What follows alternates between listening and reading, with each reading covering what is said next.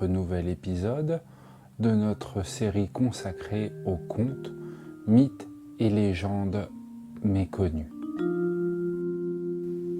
N'oubliez pas, si cela n'est pas déjà fait, de vous abonner à la chaîne et de cliquer sur la petite cloche des notifications pour être alerté de toutes les nouvelles vidéos.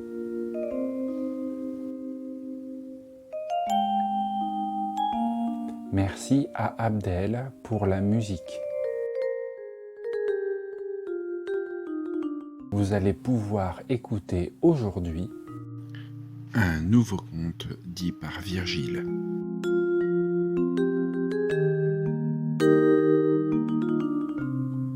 Je vous souhaite un agréable moment et une excellente écoute.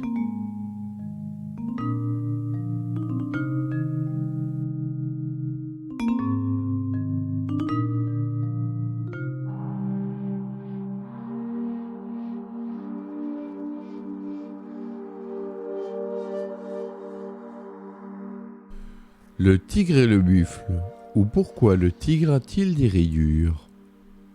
Il y a très longtemps, le tigre avait un très beau pelage dont il était très fier. Il était craint et respecté de tous les animaux et faisait donc ce qu'il voulait. Un jour, le tigre ayant grand faim, croisa le buffle. Il le regarda avec gourmandise et lui dit : « Buffle, j'ai l'estomac qui me fait mal tellement il est vide. Je pense bien que tu y trouverais ta place. »« Seigneur tigre, mon maître l'homme a besoin de moi. Ne me mangez pas, je vous en supplie. »« Ton maître vaut-il mieux que ma faim, buffle ?» dit le tigre en se fâchant. « Je ne vais pas vous fâcher, mon seigneur. Mon maître vous donnera très certainement, en échange de ce que je suis, un présent bien meilleur.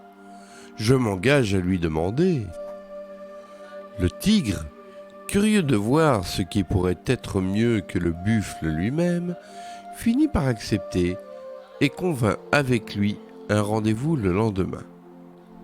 Chacun rentra chez soi.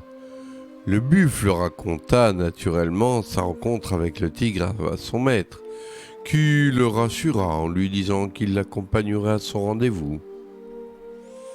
Le lendemain, ils s'enfuirent donc et rejoignirent le tigre qui les attendait à l'ombre d'un grand arbre. L'homme expliqua au tigre qu'il avait un présent bien mieux que le buffle à offrir au tigre, mais que ce seigneur des animaux devait le laisser faire pour apprécier réellement les bienfaits de son présent. Le tigre, naïvement, accepta la proposition de l'homme.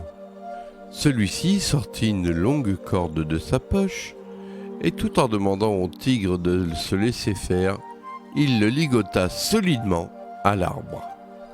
Une fois immobilisé, l'homme dit au tigre qu'il allait chercher son fantastique présent, et que pour rassurer le tigre, il laissait le buffle en sa compagnie. Il partit donc et revint 1 heure plus tard avec un pot de terre rougeoyant. Il dit au tigre qu'il allait sans attendre lui offrir ce si fabuleux présent, et tirant sur une longue et fine branche d'un arbre, il en plongea une extrémité dans le pot de terre. La branche commença à fumer et à rougeoyer à son tour, et alors que l'homme la sortait du pot, et tout en tenant l'autre extrémité, lança le bout incandescent vers le tigre toujours prisonnier. La branche fouetta le tigre, mettant le feu à la corde, qui retenait toujours ce dernier prisonnier. Le feu se propagea rapidement sur la corde et brûla durement le tigre qui hurlait de douleur en se débattant. L'homme et le tigre laissèrent le buffle en lui disant : « Tel est prix qu'il croyait prendre.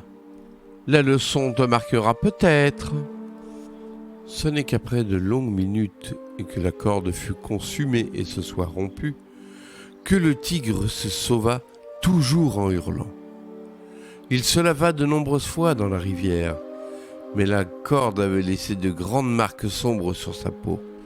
Depuis ce jour, le tigre porte toujours les traces de la corde de l'homme, qui lui rappelle que tout seigneur qu'il est, il s'est fait piéger par l'homme.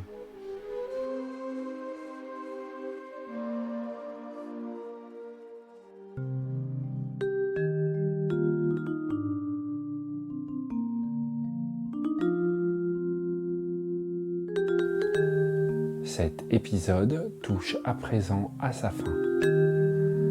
J'espère que vous avez passé un agréable moment. Et je vous dis à tout bientôt pour un nouvel épisode.